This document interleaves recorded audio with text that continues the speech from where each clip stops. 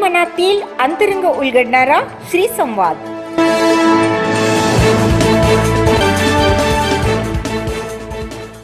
महिला आणि समाज, महिला आणि कुटुंब, महिला आणि व्यवसाय, महिला आणि गरिबी, आपण जे शून्यातून विषय निर्माण केला या संदर्भात आपलं पूर्णपणे मुलाखत घेण्यासाठी या ठिकाणी आले.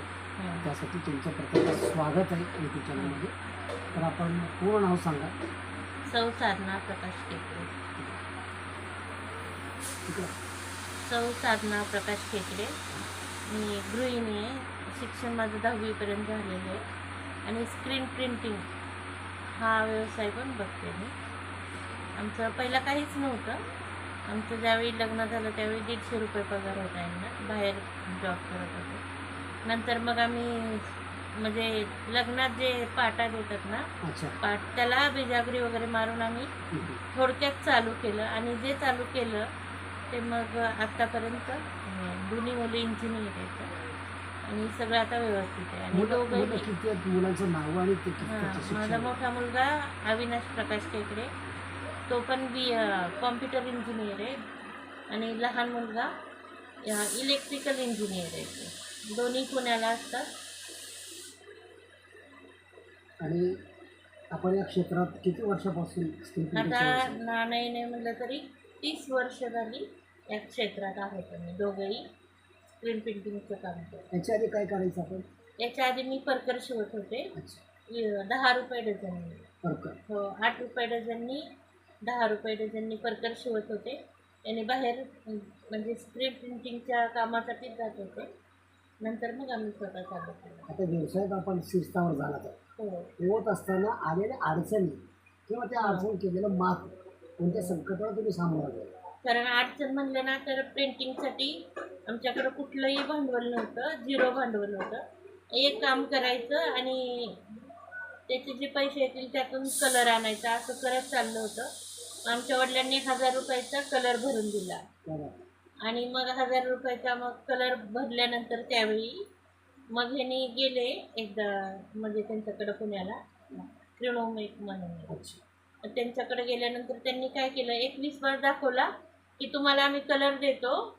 म्हणजे त्यांनी पहिल्यांदा 40,000चा कलर पाठवले की साईडवर की तुमच्याकडे जसे पैसे येतात तसे द्या.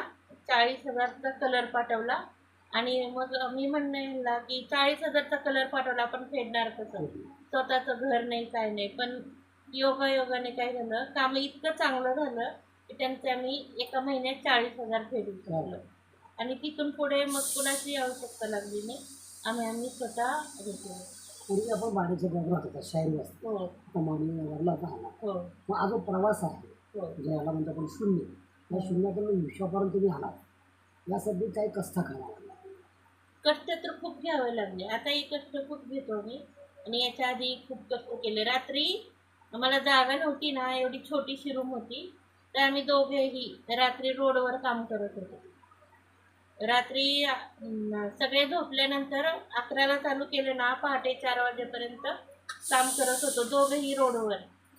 मग 4ला थोड्या वेळ झोपणार, परत कामाचं आमचं 22 तास काम केलं. मग या सगळ्या कामात कुटुंबियाचं किंवा पतीचं काय सहकार्य? त्यांचं जास्त सगळ्यात खूप मोठं योगदान. हो. आता आपलं जे काम मिळतं आपल्याला, कुठून माल येतं आपल्याला आणि कुठं पाठवलं? आम्हाला पिढी झाडकडनं काम येतं, अजून श्री बॅग त्यांच्याकडनं काम येतं. सगळे जे बॅगवाले आहेत, आष्टेकर म्हणून आहेत शिवगंगा बॅगवाले, त्यांच्याकडनं काम येतं. आणि असं किरकोळ बाकीचे जे म्हणजे हे करतात ना, असं म्हणजे काय म्हणतात त्याला, सिजनेबल करतात, त्यांच्याकडनं बी येतात. कारण विठ्ठल रुक्मिणी शबनम, परत तुळजापूरला बनेन, अजून झेंडे आणि सगळं प्रिंट करतो. मग हे सगळं मालाचा पुरवठा वेळेत होतो. हो. मग त्यासाठी त्या म्हणून सोबत जास्त लागल्या तुम्ही दोघंच करता? हो, दोघंच करतो. वेळेत काम? वेळेत काम. हो, कारण आम्ही बाहेर कामगार बी ठेवण्याचा प्रयत्न केला, पण ते कामच करत नव्हते. त्यामुळं मग आम्हाला दोघांना आवडावं लागतं. आणि हे करत असताना आपण घर सुद्धा चालवावं लागतं. गृहिणी म्हणून काम करत असताना मग एकीकडे स्वयंपाक पाणी दुसरीकडे काम तसं तुम्ही कसं म्हणजे सर्कस एक प्रकारे होतं. मग यात कसं सुवर्ण मध्ये सापडतात, त्यात कसं वेळ काय?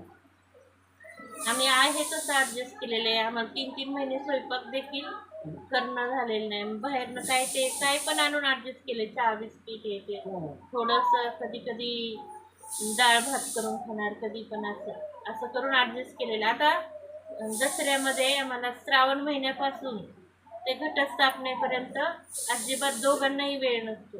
काय नेमकं कारण? कारण बनेन प्रिंट असते. अच्छा, जवळजवळ हं. 1,500 डझन बनेन असतात ते. हं. परत ह्याचे येतात मंडळाचे बनेन असतात आणि त्यांचं काम तेवढ्या वेळेत पूर्ण करायचं असतं आणि सगळं आम्ही दोघंच करतो. त्यामुळे मग आम्ही कशाचा विचार करत नाही खाण्यापिण्याचा. जसं असेल तसं adjust करतो. मग हे सगळं करण्यामागचा उद्देश काय, नेमका ध्येय काय आहे? म्हणजे एवढा म्हणजे ताण भूक विसरून आपण करतो. हो. नेमकं कोणासाठी कशाचं? कोणासाठी आज आम्हाला वाटत नव्हतं. आमची दोन्ही मुलं इंजिनियर होती. वा. आमची म्हणजे स्वप्नात पण विचार केला नव्हता की मुलांचं भवितव्य काय. पण आज ते दोन्ही इंजिनियर आहेत. सगळं त्यांचं व्यवस्थित आहे. हे एक मोठं ध्येय साध्य झालं आणि आता आम्ही सगळे व्यवस्थित आहे. आता आपण धार्मिक क्षेत्रात सुद्धा जास्त वावरतो. त्याच्याकडे हो. आवड आहे धार्मिक, हो त्याविषयी काय सांगू शकाल? हो. धार्मिक म्हणजे एक मानसिक समाधान हे खूप मोठं मिळतं धार्मिक क्षेत्रात.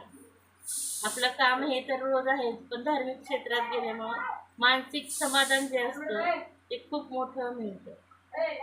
आपण एखादा भजन वगैरे कुठे कधी गायलात का? नाही, भजन वगैरे नाही गायलं, पण एखाद्या विषयावर मी काय बोलू शकतो. अच्छा. किंवा एखाद्या संतांच्या वचनावर काय बोलू शकता? एखादं संत वचन पाठ असेल तर? संत वचन नाही पाठ. हं. किंवा आजपर्यंत आपण दोघं मिळून कुठं कुठं प्रवास केला, म्हणजे तीर्थक्षेत्र म्हणा किंवा कामाच्या निमित्तानं कुठं बाहेर गेला? हो, आम्ही तीर्थक्षेत्र म्हणलं तर आम्ही दर महिन्याला ह्याला जातो, तुळजापूरला जात असतो, पंढरपूरला जात असतो. आता